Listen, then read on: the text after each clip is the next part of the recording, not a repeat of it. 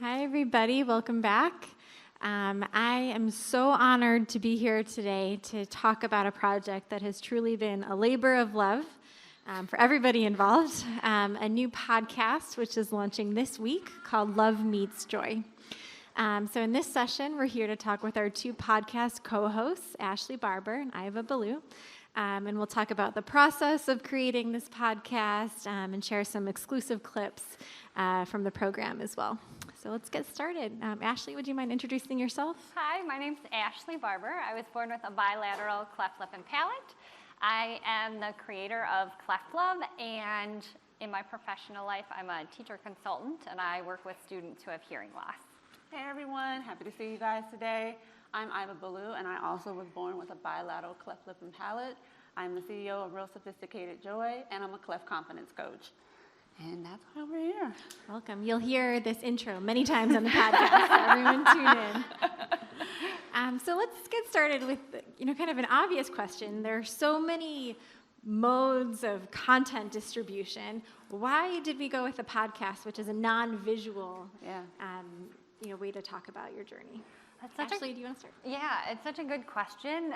And I don't know if I have the answer as to why we went with a podcast specifically over something more visual, but the podcast was born truly because of Smile Train. That's Absolutely. What brought Iva and I together.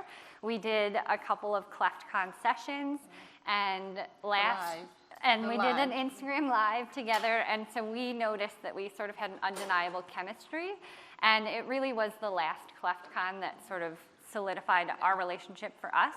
And I think for people who were watching, and they were like, man, we would really love to sit down with you all or hang out, and we'd love to get a podcast from you. Yeah, and I think another thing of it was, although we were very happy to tell our story, we are still going through our journey as well as what a lot of the other speakers have kind of said as well this morning. So when we were discussing of how do we share our stories and put it out there to help others, but still do safely for us, we figured that maybe the podcast way would be the better way instead of having to put out the visual. Because it takes away that gaze. Yeah. And we wanted to make sure that people just heard our voices and heard our stories and went from there. But it has been really fun and challenging and scary, but we did it, and I'm really happy about it. Well, we've already recorded 8 episodes, and you'll see the descriptions on the screen next to me in a moment. They're there. So I know it's really hard, you guys, but do each of you have a favorite episode or one that really stuck with you? Iva? So, of course, you want to say that they're all your favorite because what you go through putting it out, but I would have to say my top 2 would be the first one being the cleft confidence and beauty standards, just because, just as we were saying, that you're going along your cleft journey and you happen to start to realize, like, I didn't even know I felt this way. So during the recording, I revealed something about myself that I hadn't even made aware of to my own self, and it felt very freeing to be able to put that out there in a safe space and being received from that. And then my second one was the interview with my mom and being able to have that conversation with her, because I have my viewpoint of what happened, because obviously it's my cleft journey, but she was right there with me having that journey too. And so seeing how she saw me and her getting to hear how I saw her, she was my example. I got to tell her that and have audio of it. That's special. Yeah, that's definitely one of my favorites as well. We did 2, it was sort of a 2-part episode. So we did one with Mrs. Ballou, and then we did one with my mom, and that's one of my favorites as well. Just getting to have some of those conversations that we didn't necessarily have when I was younger, and then having a recording of it, I'm so grateful. And I think one of my other favorites is when we talked about dating, which of course we talked about in our CleftCon session, but that's something that I still feel like I can use work talking it out about, and so I don't know, I feel like I got a lot out of it. And it's good that we were able to bounce that off of each other. Yes. Yeah. So grateful. Well, tell us a little bit about the creative journey here. What was it like tackling? Well, first of all, as we heard in the beginning, you guys are incredibly busy. Yeah. You're doing a lot already. Yeah. You took this on in addition to everything else. And it's incredibly personal. Yeah. And this is something you did as a team. So a lot of dynamics going on there. What was it like? Ashley, do you want to start? Yeah, so it has been an amazing journey. This dream was truly born out of the last ClefCon, which Yeah. was October, November last year. And Iva and I started talking seriously in December and brought in Smile Train in December as well. So, and I just have to say, working as a team, Iva and I have learned so much about each other because even though prior to this project, we knew that we liked each other and we knew we had chemistry in front of an audience, but we hadn't really worked with each other on a personal level a whole lot. And so it was just, it's been really magical. And I also feel like we balance each other really Very much well. so. And we hype each other up when we need to hype each other up. And that's Anchor and balloon. We call it the anchor and balloon method of, sometimes one is high and one is like, no, no, no, no. And the other one is like, no, no, no, go, go, go, go. And that's the beauty of it because you need that. And it's reflective of our journeys. Yeah. For my point, I will say I listen to podcasts completely different now Yes. because you realize a lot goes into So it, much the work. production of it. And so that for me is the biggest thing.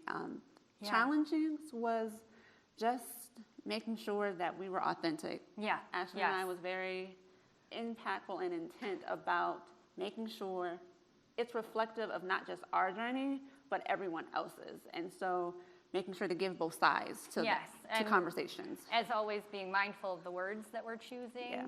And also something that was incredibly special about this experience was getting to work with an actual production company with an actual producer. And they're here today. Thank you guys. Thank you. In the back. Ariel was amazing for us, and he put up with Ariel us. is the absolute best, and we would not be where we are without his guidance and his support throughout this entire process. So we are so grateful that he's been on our team this We do whole love time. you, Ariel. Yes. We do. What are some other topics you'd like to explore in future episodes?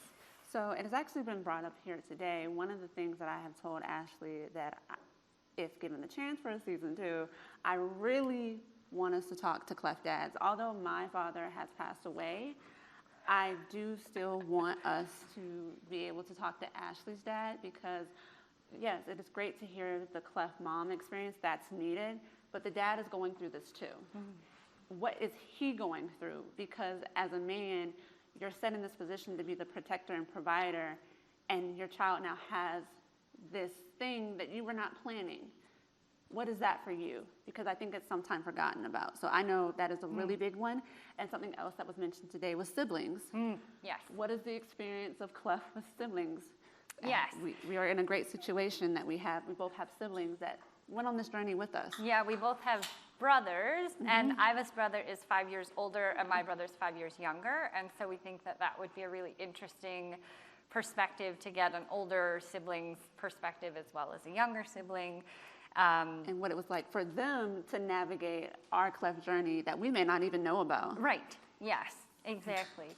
And something else that I would love to talk more about is the impact of early medical intervention and multiple doctor's appointments on you when you are so young, starting at, when you're prelingual, and the trauma that goes along with that, but then also on the flip side, the resiliency that you develop as a result of all of that, because I think it's important to recognize the signs of trauma, but then also to recognize that we're so resilient, and just so that you know what to look out for. I think that would be great. And I also would love to continue our conversation about cleft representation in the media.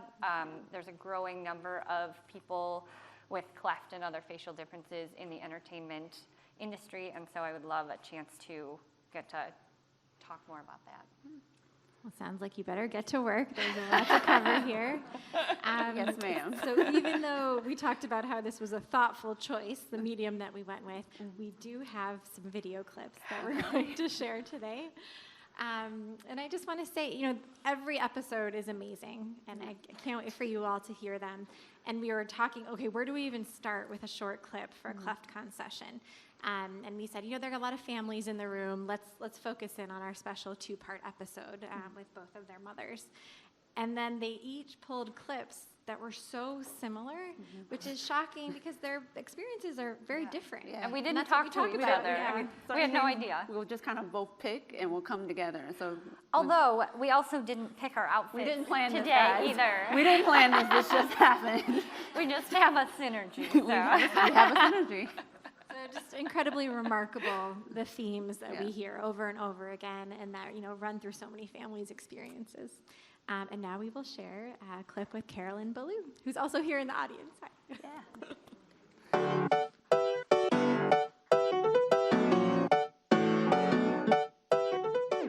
One thing that you really instilled in me was like advocating. You really instilled advocacy as far as just in all of my being. Where did that come from? I really don't think I instilled that in you, Iva, because when you were born, number one, you were born breech. You had your umbilical cord wrapped around your neck several times. So thankfully, it was a C-section. So you came here fighting.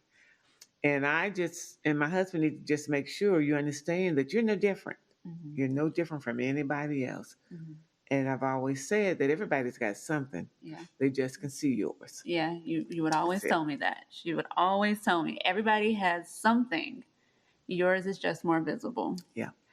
Mm-hmm. Now, I do think that we have to talk about the fact that not only was I cleft, but I was a Black woman. Do you Mhm. think that was a little different to navigate as well? Because, in our community, it's not always prevalent, especially back in the 80s. Well, I think kind of either we put blinders on. Yeah. Because when I say blinders, because no matter what everybody else was doing in the world, Mhm. our primary focus was you. Yeah. So it didn't matter to me. Like I said earlier, that I was going to do whatever I had to do Mhm. to make sure that you were okay.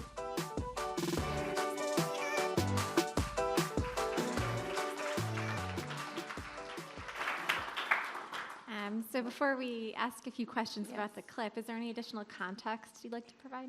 Yes.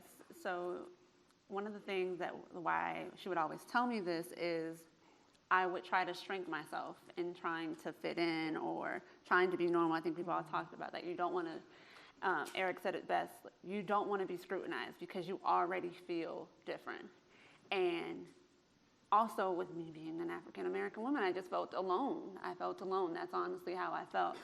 And she would just sit me down and let me know, hey, everyone has something that makes them different. Yours is just more visible. Do not shrink yourself because of that. You can do anything and everything that you want to do. You can do this. And in fact, she would say that because of your cleft, you can do a lot more. You have a sense of resiliency that someone else doesn't have, and just use it. And that was great to have. And that's a theme that's come up in quite a few sessions today already. Everybody has something different that they're struggling with. But hearing it from your mom was clearly incredibly impactful for you and something that you've been living by your whole life. Yeah. Can you talk about that a little more? It was great because of the fact that that's what she was telling me as a little girl. Like as a little girl, I can actually remember hearing her say that to me. So as I went out into the world and, I moved away for school, I was states away. Or when I would travel the world and I would want to again try to shrink myself because I didn't look like everyone else, I would hear her say, everyone has something that makes them different. So it actually made me open myself up more to talking to them because, well, what's your thing? Oh, wow, that's really cool. This is my thing. Oh, wow, that's really cool. Let me tell you a little bit more about that. And even though you have this thing and I have this thing, we have similarities, just like in the cleft journey. We have differences. We do. We have differences, but we all have a shared experience. And being able to put that out there and experience that has been beautiful. Yeah. And we've heard a few people today say, I was bullied, I didn't tell my parents. And that's something we hear all the time within the cleft community. What was it like having a conversation like this with your mom? Was it challenging? So as people will hear in the podcast, I was telling myself one particular story, and that was because it was internally how I felt. And I never wanted to tell them the bad things that were happening because my parents did an amazing job of raising me, putting me in different things, so that way I always felt that I was a person who could do anything, but I still had things going on.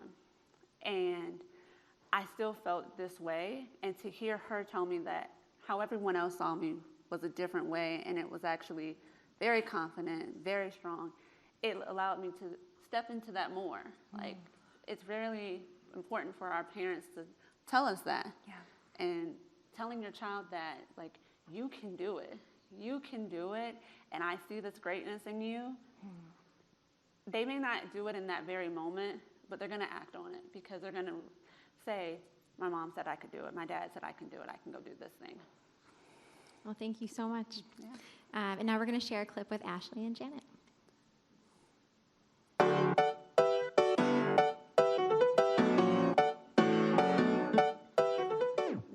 When it came to advocating, how did you figure it out? Because that's always my thing. Like, what was like your first step?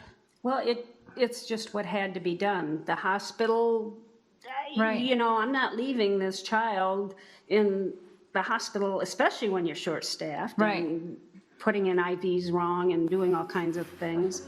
It just, And so, like, and how did you teach me how to, like, advocate for myself? Because I think about how, like, I would do a Right. class presentation in elementary school. Who came up with that? Did you guys come up with that, or did the social worker at oh school come no, up it wasn't the social workers. Yeah.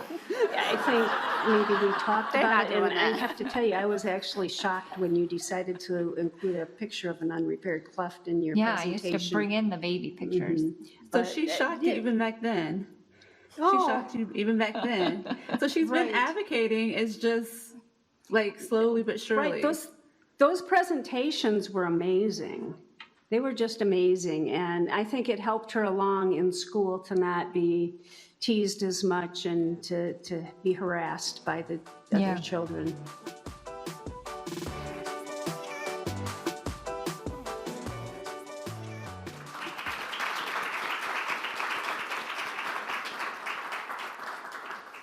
So Ashley, any other context you want to provide? Yes, some context, two things. So just before that clip, we were talking about how my mom was an amazing advocate for me throughout my entire journey. And one experience was after my jaw surgery when I was 15. They, for some reason, put me on an adult floor after surgery, and the nurses told my mom, you know, you're not going to be able to stay with her because it's an adult floor, that you're limited to visiting hours. My mom was like, watch me. Like, yeah, not going anywhere. so, and it ended up being a really challenging hospital stay anyway, and so I was really grateful to have her there for a lot of reasons. And then the second thing I just wanted to touch on that I know came up in the cleft-affected adult session about advice for parents, something that was very effective for me in my school experience, especially in elementary school, is every year at the beginning of the school year, I gave a presentation about what a cleft lip and palate was, and I brought in pictures of myself, and you know, if I had a surgery coming up that year, then we would make sure that we talked about it. But I always made sure to share that story with my classmates, and I found that I was teased much less, because when kids understand a difference, they're more likely to accept it and not be mean about it. And so I think that really helped my school experience overall, because I also, it comes up later when I was in middle school, there were kids advocating for me when I wasn't even there who had been in those elementary school classrooms. So it's just a powerful tool. And what was it like hearing from your mom in the clip? I was shocked. I'm so impressed by her courage. You know, I was so struck by that. And you seemed surprised to hear that. You know, Yeah. like maybe it was the first time that you guys had talked about that specifically. How did that feel? Yeah, you know, it's kind of interesting because I don't know if other people feel this way in this journey, but a lot of times you're just kind of rocking and rolling with it, and you're just doing your thing. And it was my thing to do a presentation every year, and my parents knew I'd do it. I knew I'd do it, and I know that my parents are proud of me. I always know that, but it's just to specifically hear that was something that really impressed her, was something that I don't think we had talked about before. So that was really meaningful for me, for sure. And then in the same vein, you have a large social media presence, and you are so honest and vulnerable in what you share there. How has it been like talking to your family, your parents about some of these stories? Is it something you find difficult? So when I was growing up, as is the common theme today, I didn't talk to my parents a lot about what I was going through. I was very quiet about it, not because I didn't necessarily want to share it with them, but I think it was too painful for me to acknowledge as well. And so we didn't talk a lot about it outside of, doing a presentation or something like that. So when I started writing about my life a couple of years ago, I opened myself up to being very vulnerable in a very public setting, and I didn't ask my parents what they thought about it. And so I'm just grateful that they have supported me, because I know it's been hard for them, because in sharing my story, I'm sharing their private story as well. But they're amazing, and so there's nothing bad on anything about them. They're the best. But I also think that in my sharing, it has allowed me immense healing, and I think it has opened up conversations for me to have with my parents that we've never had before, and that's just been really beautiful. So. Is that something you'd like to speak to as well? You also share your story on social media, and it was a switch for you to decide to go in that direction. It was a major shift. Ashley and I have talked about that several times, about how we kind of tried to camouflage. I wanted to be as perfect as possible, because maybe I could outrun my clef, and I never wanted to acknowledge it. And I remember the first time that I put up my baby photo, and I am, something that people don't know is I can't see out of my left eye because of my cleft, and I've never talked about that. I have friends that don't know that. And to be able to be vulnerable about that, there are some times where I think my mom was like, "You really said that?" And I'm like, "Yeah, I did. I did say that." So then that opens the conversation of, is that how you feel? And I have to admit that that's how I feel. I didn't know that's how I felt at the time. And that's really hard sometimes. Yeah. And that means that we have to have deeper conversations. And Ashley and I have talked about making sure that certain wounds are healed. And being up here and on the podcast, we opened ourselves up to excavate and see, oh, this is healed, but this is not. This is not. We just ripped the covering off of it, and now we're going to get to work. And so that has been some things, and even our conversations with our moms, and just seeing how they feel about certain things sometimes. Yeah. So, yeah. Well, I think every single person in this room would agree on the importance of representation. Yes, absolutely. Sharing your story, being open about your experiences, and that everybody who hears from you guys, hopefully on the podcast, but also on the existing social media content, will benefit from that. So thank you very much. Thank you. And now we'll take some questions. Okay. Two-part question. Okay. Two parts. The one who doesn't need a microphone. Growing up, was there any mental health issues or information, how did you overcome them, and will you add that kind of episode to your podcast? Great question.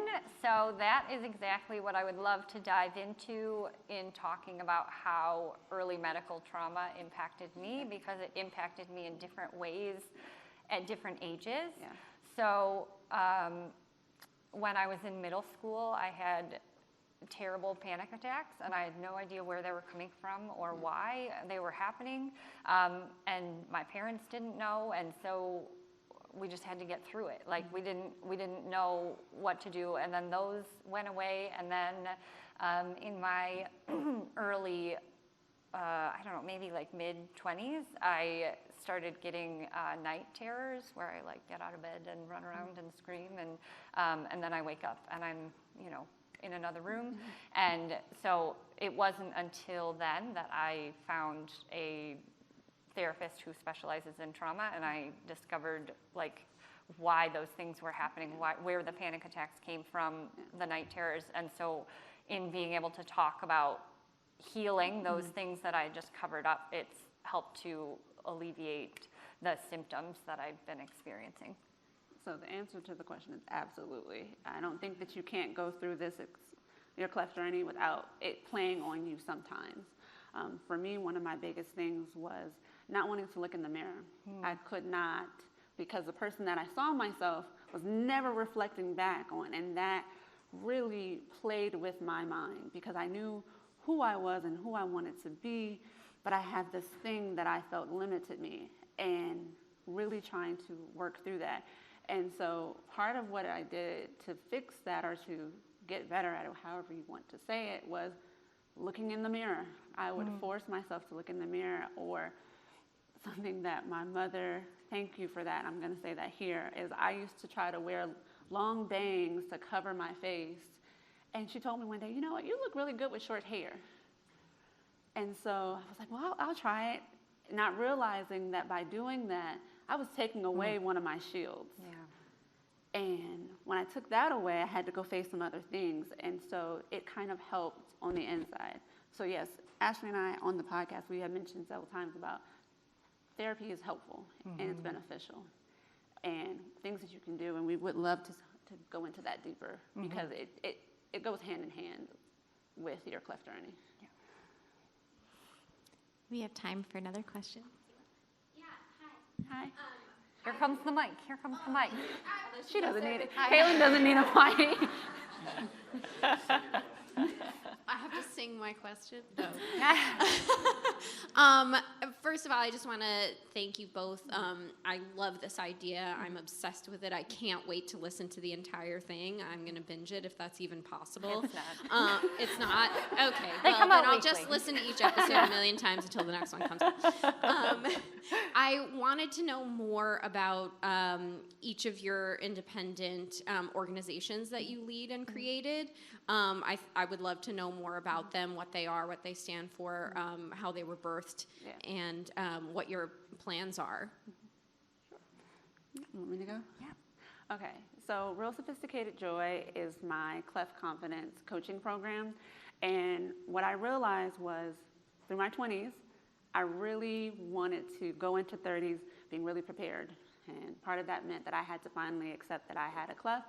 I wasn't going to change it, and to be confident and to live into that. So going through acknowledgement, accepting, and getting active, I found a way to celebrate that. And so now I coach others to go ahead and acknowledge that, yes, I have a cleft. But you can accept that and accept the good that comes with that. You have to accept the bad that comes with that. That doesn't mean that you can't go on and live this life. So what we do is then we come up with an active plan of little steps that they can take so they can start to show up as this inner person that they have always viewed themselves to be.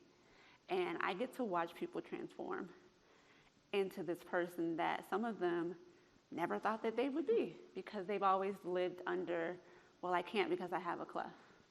I can speak to that because I've been there. I can speak to, well, my family has maybe always seen me this way. I can speak to that.